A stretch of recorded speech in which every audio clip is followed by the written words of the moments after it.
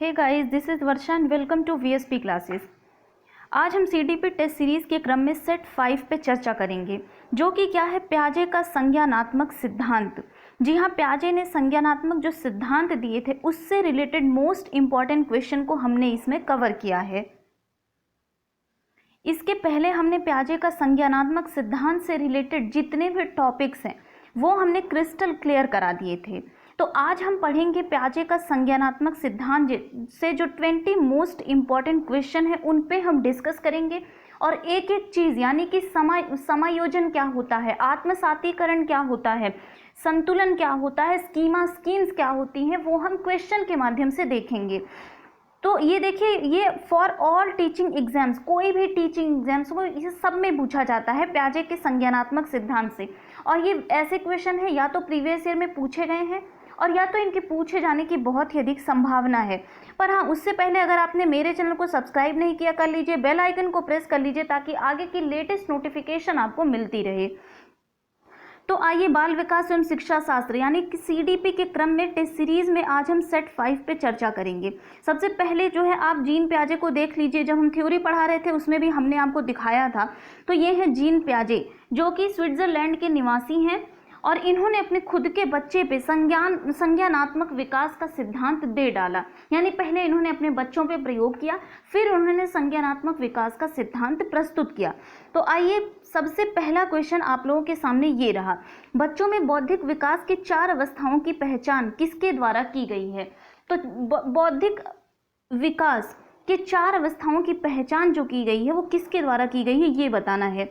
A option Skinner द्वारा, B option Ericsson द्वारा, C option प्याजे द्वारा, और डी ऑप्शन है कोहेलबर्ग द्वारा। तो देखिए, इसके पहले हम जब थ्योरी वाली क्लास हमारी चल रही थी उसमें हमने बताया कि प्याजे ने संज्ञानात्मक विकास की 4 अवस्थाएं यानी कि 4 स्टेज बताए हैं। अब वो कौन कौन से स्टेज थे, तो अगर आपने वो वाला वीडियो नहीं देखा है तो प्लीज़ एक बार जाके देख लीजिएगा, और यहाँ रहेगा राइट आंसर आपका हो जाएगा प्याजे द्वारा। प्याजे ने 4 स्टेज बताए हैं। इनका मानना है कि जो बच्चों का संज्ञान होता है, जो उनकी बौद्धिक क्षमता होती है, वो एज तर एज, जैसे जैसे हमारी एज बढ़ती रहती है वैसे वैसे वो क्षमताएं वो विकसित होने लगती हैं। क्लियर। आइए नेक्स्ट क्वेश्चन पे चलते हैं। प्याजे मुख्यतः डैश के योगदान के लिए जाने जाते हैं। किसके योगदान के लिए जाने जाते हैं? नैतिक विकास, सामाजिक विकास, भाषा विकास और संज्ञानात्मक विकास। तो आपने पहले ही देख लिया कि प्याजे के संज्ञानात्मक विकास का सिद्धांत, ये देखिए, एक बार फिर से मैं वो स्लाइड दिखा देती हूँ। संज्ञानात्मक सिद्धांत, तो आप जो है देख लिए कि प्याजे कौन से सिद्धांत दिए हैं। डी ऑप्शन यहाँ पे राइट हो जाएगा। कॉग्निटिव डेवलपमेंट की बात इन्होंने करी है, तो डी ऑप्शन राइट आंसर हो जाएगा। संज्ञानात्मक विकास का सिद्धांत जो है वो प्याजे के द्वारा दिया गया है। आज के जो क्वेश्चन है वो मोस्ट इंपॉर्टेंट क्वेश्चन है, तो इसलिए वीडियो को ध्यान से देखिएगा। आइए नेक्स्ट क्वेश्चन पे चलते हैं। प्याजे के अनुसार विकास की पहली अवस्था जन्म से लेकर 2 वर्ष के दौरान बच्चा डैश के द्वारा सबसे बेहतर सीखता है। इन्होंने जो पहली स्टेज दी थी वो इन्होंने एज तो यहाँ पे बता दी, मेंशन कर दिया गया है क्वेश्चन में कि लगभग जन्म से लगभग 2 वर्ष तक। तो उसके दौरान बच्चा किससे बेहतर तरीके से सीख सकता है। एक एक टॉपिक हमने क्लियर किया था उस दिन। इंद्रियों के प्रयोग द्वारा, अमूर्त तरीके से चिंतन द्वारा, भाषा के नए अर्जित ज्ञान के अनुप्रयोग द्वारा, या फिर निष्क्रिय शब्दों को समझने के द्वारा। तो देखिए, सबसे पहली जो अवस्था इन्होंने दी थी वो थी संवेदी गामक अवस्था।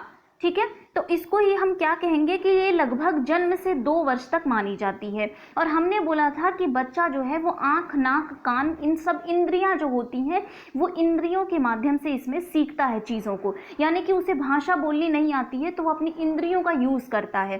क्लियर। ए ऑप्शन यहाँ पे राइट आंसर हो जाएगा। जन्म से 2 वर्ष यानी कि इंद्रिय गामक अवस्था में इंद्रियों के द्वारा बच्चा सीखता है। नेक्स्ट क्वेश्चन की बात करें। प्याजे अनुमोदन करते हैं कि पूर्व संक्रियात्मक बच्चे याद रखने में असमर्थ होते हैं। निम्नलिखित कारकों में से किसको उन्होंने इस असमर्थता के लिए जिम्मेदार ठहराया है। तो देखिए, इन्होंने कहा है कि जो पूर्व संक्रियात्मक बच्चे होते हैं वो क्या करते हैं, वो चीज़ों को याद रखने में वो असमर्थ होते हैं। तो उसका कारण क्या है ये बताना है आपको। परिकल्पित निगमनात्मक तार्किकता की अयोग्यता, व्यक्तिगत कल्पित कथा, उच्च स्तर की अमूर्त तार्किकता की कमी, या फिर विचार की अनुत्क्रमणीयता। देखिए, हमने आपको एक एग्जाम्पल के द्वारा समझाया हुआ था कि एक लंबा ग्लास है और एक चौड़ा ग्लास है। तो बच्चे क्या करते हैं, बच्चे जो होते हैं वो पलटावी की जो गुण पलटावी का होता है, अनुत्क्रमणीयशीलता, ठीक है, ये क्या होती है कि बच्चा जो है वो पलट नहीं सकता चीज़ों को। आप जैसे उसको बताएंगे वो वैसे ही। अगर आपने बोला कि 2 + 2 4 होता है, क्लियर, और अगर आपने उसको बोल दिया कि 1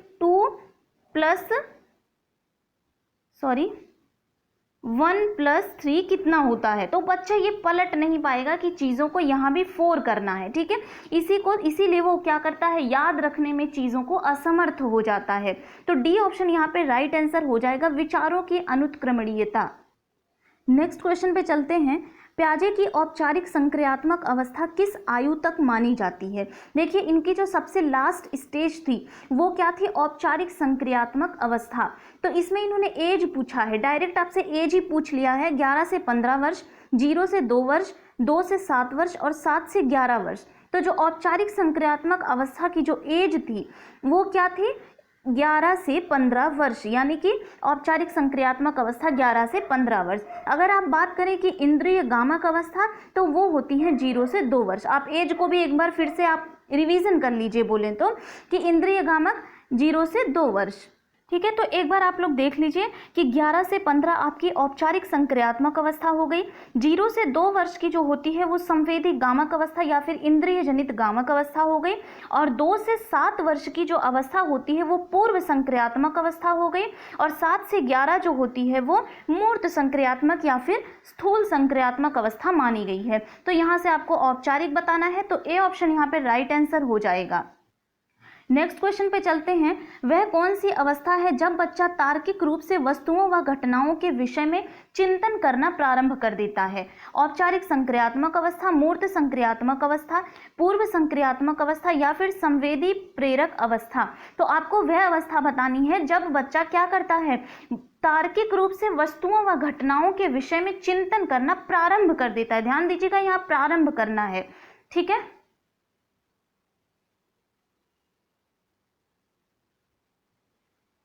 तो वह कौन सी अवस्था है जब बच्चा तार्किक रूप से वस्तुओं व घटनाओं के विषय में चिंतन करना प्रारंभ करता है। औपचारिक संक्रियात्मक अवस्था, मूर्त संक्रियात्मक अवस्था, पूर्व संक्रियात्मक अवस्था या फिर संवेदी प्रेरक अवस्था। तो देखिए, जब बच्चा तार्किक रूप से वस्तुओं और घटनाओं के विषय में सोचना प्रारंभ करता है तो वो होती है मूर्त संक्रियात्मक अवस्था।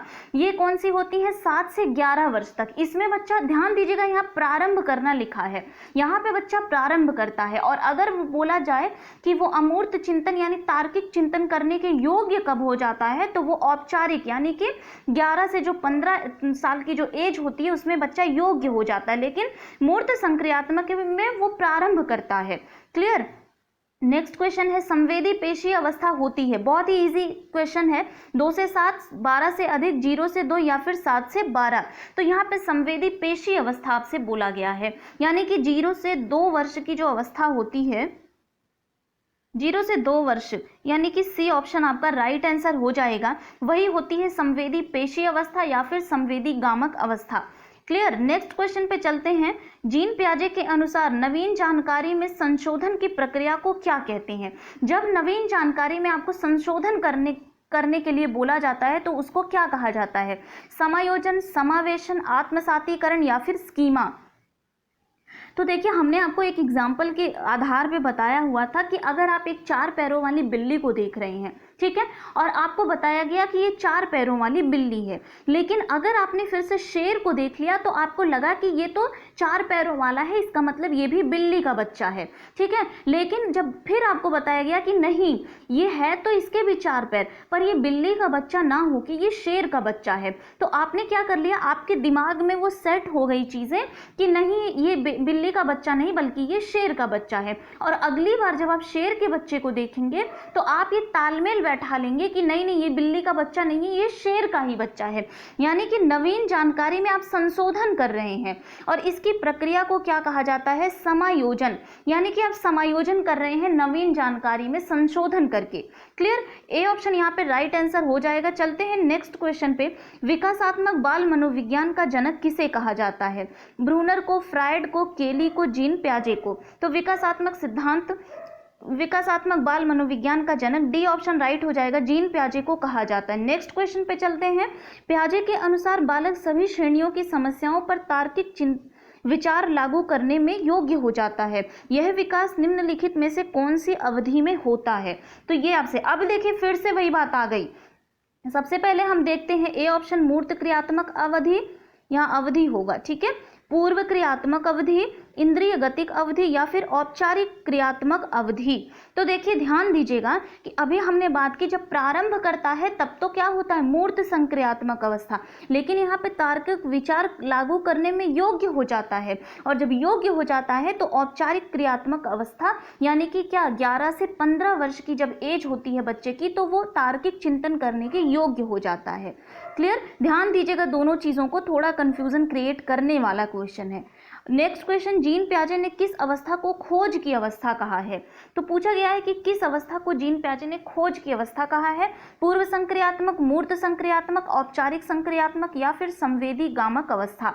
तो ध्यान दीजिएगा कि पूर्व संक्रियात्मक अवस्था जो होती है, यानी कि जो 2 से 7 वर्ष की अवस्था होती है, उसमें बच्चा जो होता है वो बहुत ही खोजने वाला हो जाता है। जैसे कि उसका दिमाग जो होता है वो खोज कितना, हम आप देख रहे होंगे कि जो 2 से 7 वर्ष का अगर बच्चा आपके घर में भी होगा तो बहुत सारे सवाल पूछता है कि ये सूरज कैसे आया, चांद कैसे रोशनी देता है हमें, तरह तरह के सवाल, यहाँ तक कि आप पक जाएंगे वो इतना सवाल पूछेगा। यानी जो एक खोज की प्रवृत्ति होती है उसी पूर्व संक्रियात्मक में यानी 2 से 7 वर्ष की अवस्था में वो बहुत ही ज्यादा तेजी से कार्य करती है। क्लियर? नेक्स्ट क्वेश्चन पे चलते हैं। प्याजे के अनुसार संज्ञानात्मक विकास के किस चरण पर बच्चा वस्तु स्थायित्व को प्रदर्शित करता है? सबसे पहले वस्तु स्थायित्व के बारे में जान लेते हैं कि जैसे एक छोटा बच्चा है, अगर आप उसको खिलौने से खिला रहे हैं और अचानक जैसे हम बोल देते हैं कि ये देखो बेटा, ये कौवा मामा ले गए, ठीक है, तो उस खिलौने को वो ढूंढेगा, उसकी निगाह जो होगी वो चारों तरफ वो ढूंढता है कि आखिर वो खिलौना गया कहाँ, क्या सचमुच कौवा मामा ले गए, ठीक है। तो ये वस्तु स्थायित्व का गुण होता है। ये बच्चे में कब आता है? औपचारिक संक्रियात्मक अवस्था, मूर्त संक्रियात्मक अवस्था, पूर्व संक्रियात्मक अवस्था, या फिर संवेदी प्रेरक अवस्था। तो ध्यान दीजिएगा कि जो संवेदी प्रेरक अवस्था यानी कि 0 से 2 वर्ष की जो अवस्था होती है, डी ऑप्शन यहाँ पे राइट आंसर हो जाएगा। यहाँ पर वस्तु स्थायित्व, जिन लोगों ने वो लेक्चर देखा होगा जिसमें हमने जीन प्याजे के बारे में बात करी थी, उनका एक भी क्वेश्चन गलत नहीं होगा, क्योंकि बहुत ही अच्छे से मैंने चीजों को डिफाइन किया था वहां पे। क्लियर? तो संवेदी, देखिए मैं बार बार एज भी बताते चल रही हूँ आपको ताकि आपको याद हो जाए एज। कभी कभी ऐसे डायरेक्ट क्वेश्चन पूछ लिया जाता है, स्टेट टेट में अक्सर पूछा जाता है कि ये कौन सी अवस्था का एज कितना है। क्लियर? तो डी ऑप्शन यहाँ पे राइट आंसर हो जाएगा। नेक्स्ट क्वेश्चन है, प्याजे के संज्ञानात्मक विकास के सिद्धांत के अनुसार अमूर्त चिंतन कब विकसित होता है? अब अमूर्त चिंतन कब विकसित होता है ये आपको बताना है। संवेदी संक्रियात्मक अवस्था, पूर्व संक्रियात्मक अवस्था, मूर्त संक्रियात्मक अवस्था, या फिर औपचारिक संक्रियात्मक अवस्था। अमूर्त क्या होता है? जिसको बच्चा बिना देखे उसके बारे में चिंतन करना प्रारंभ कर देता है। तो ये जो चिंतन करने की योग्यता आती है बच्चे में, इसे हम सबसे पहले तार्किक चिंतन भी कहते हैं। इसमें हमारी जो मानसिक योग्यताओं का जो पूर्ण विकास हो जाता है, ठीक है, और इसीलिए इसमें बच्चा क्या करता है? अमूर्त चिंतन करना प्रारंभ कर देता है। और ये कब होता है? औपचारिक संक्रियात्मक अवस्था। जाहिर सी बात है कि बच्चा तभी तो सोच पाएगा जब वो थोड़ा बड़ा हो जाएगा। तो जो 11 से 15 साल की एज होती है यानी कि औपचारिक संक्रियात्मक अवस्था, इसमें बच्चा अमूर्त चिंतन करना प्रारंभ कर देता है। क्लियर? नेक्स्ट क्वेश्चन, बच्चे दुनिया के बारे में अपनी समाज का सृजन करते हैं, इसका श्रेय डैश को जाता है? पावलाव, स्किनर, प्याजे और कोहेलबर्ग। यानी कि जो बच्चा होता है वो दुनिया के बारे में अपने समाज का सृजन खुद करता है। तो और ये किसने कहा है? ये जीन प्याजे ने कहा है। सी ऑप्शन यहाँ पे राइट आंसर हो जाएगा। चलते हैं नेक्स्ट क्वेश्चन की तरफ। प्याजे के अधिगम के संज्ञानात्मक सिद्धांत के अनुसार वह प्रक्रिया जिसके द्वारा संज्ञानात्मक संरचना को संशोधित किया जाता है, ध्यान दीजिएगा संशोधन की बात करी जा रही है, वो क्या कहलाती है? समायोजन, समावेशन, स्कीमा या फिर प्रत्यक्षण। तो आप देख रहे होंगे कि जब संज्ञानात्मक संरचना को संशोधित कर दिया जाता है यानी कि समावेशन हो जाता है उसका, बी ऑप्शन यहाँ पे राइट आंसर हो जाएगा। चलते हैं नेक्स्ट क्वेश्चन पे। प्याजे के संज्ञानात्मक विकास के चरणों के अनुसार इंद्रिय गामक संवेदी प्रेरक अवस्था किसके साथ संबंधित है? इंद्रिय गामक यानी कि 0 से 2। पहले आप सोचिएगा कि 0 से 2 वर्ष का जो बच्चा है वो क्या क्या कर सकता है, फिर आंसर दीजिएगा। विकल्पों के निर्वाचन और विश्लेषण करने की योग्यता, तार्किक रूप से समस्या समाधान की योग्यता, सामाजिक मुद्दों के सरोकार, अनुकरण, स्मृति और मानसिक निरूपण। तो एक एक ऑप्शन पे हम बात करेंगे। सबसे पहले हम बात करेंगे विकल्पों के निर्वाचन और विश्लेषण। विश्लेषण नहीं कर सकता क्योंकि बच्चा बहुत छोटा है, छोटा बोले तो 0 से 2 साल का है। तार्किक रूप से चिंतन वो बिल्कुल भी नहीं कर सकता, और जब बच्चा इतना छोटा है तो वो सामाजिक मुद्दों पे कैसे सरोकार करेगा, यानी कि ये भी ऑप्शन गलत हो गया। बच्चा हमारा डी ऑप्शन राइट आंसर हो जाएगा। अनुकरण करेगा, छोटा बच्चा आपको देख के सीखता है चीजों को। स्मृति करेगा और मानसिक उसका जो होगा वो निरूपण होगा। Clear? D option right. Next question पे चलते हैं। अंजू ने हाथ से दाल और चावल खाना सीख लिया। एक लड़की है जो हाथ से दाल और चावल खाना सीख ली है। जब उसे दाल और चावल दिए जाते हैं तो वह दाल चावल मिलाकर खाने लगती है। उसने चीजों को करने के लिए अपने स्कीमा में दाल और चावल को क्या कर लिया है? समायोजित कर लिया है या आत्मसातीकरण कर लिया है, अंगीकार या फिर समुचितता। तो आप देख रहे होंगे कि कोई बच्चा है, ठीक है, कोई बच्चा है, सबसे पहले आप उसे बताते हैं कि दाल और चावल कैसे खाना है, और फिर आप उसको बताते हैं कि आप फिर उसको दाल और चावल अलग अलग करके देते हैं। तो वह अपने आप जो उसकी स्कीमा में हो चुका है कि दाल और चावल को कैसे खाना है, यानी कि उसने आत्मसातीकरण कर लिया है, एसिमिलेशन कर लिया है चीज़ों को, ठीक है। अब वो दाल और चावल मिलाकर खाना शुरू कर देती है। क्लियर? तो बी ऑप्शन यहाँ पे राइट आंसर हो जाएगा। जब उसको आप कोई चीज़ बताते हैं और वो वही चीज़ करने लगती है, यानी कि उसने चीज़ों को आत्मसातीकरण कर लिया है, एसिमिलेशन कर लिया है। नेक्स्ट क्वेश्चन पे चलते हैं। एक शिक्षिका 2 समान गिलासों को प्रदर्शित करती है जो जूस की समान मात्रा से भरे हुए हैं। वह उन्हें 2 भिन्न ग्लासों में खाली करती है, जिनमें से एक लंबा है और दूसरा चौड़ा।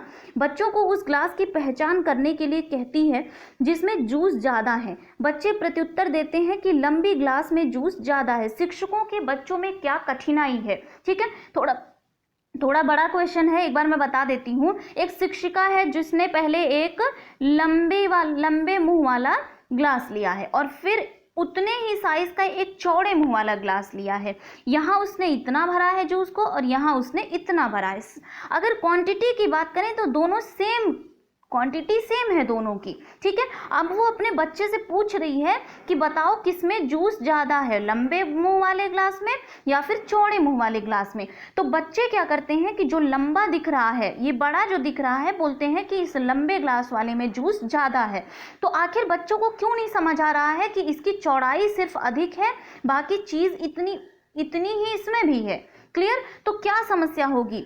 समायोजन, पलटावी, अहम केंद्रिता या फिर विकेंद्रीकरण, ये आपको बताना है कि क्या समस्या होगी। तो यहाँ पे डी ऑप्शन राइट हो जाएगा। विकेंद्रीकरण नहीं है बच्चों के अंदर, बच्चे चीज़ों को नहीं समझ पा रहे हैं कि कैसे करके हमें चीज़ों को देखना है। उनको जो लंबा दिख रहा है वही चीज़ उनको ज़्यादा लग रही है। क्लियर? नेक्स्ट क्वेश्चन पे चलते हैं।